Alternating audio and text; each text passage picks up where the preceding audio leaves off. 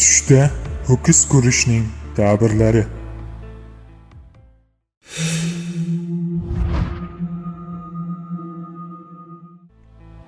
Tushda ho'kiz ko'rish mol davlat, hurmatli inson kabi ko'plab ma'nolarni ifoda etadi.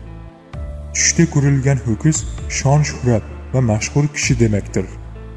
Oq ho'kiz ezgulik va moyillikni ifodalaydi. Biror kishi tushida ho'kiz suzganini va boshqa joyga otilib ketganini ko'rsa, ishidan ayriladi. O'ziga jarohat yetmaganini ko'rgan kishi xo'jayinidan tanbeh eshitadi. Tushida qora ho'kizni minganini ko'rgan kishining nufuzi ortadi. Sariq ho'kiz va sigir kasallik alomatidir. Biror joyda ko'p ozg'in sigir ko'rish ocharchilik va qimmatchilik bo'lishiga, semiz sigirlar ko'rish mo'l ko'lchilik va arzonchilikka ishora sanaladi. Biror ho'kizni so'yib, go'shtini tarqatganini ko'rish taniqli kishining o'ldirilishi va mol dunyosi talon-taroj qilinishidan darakdir.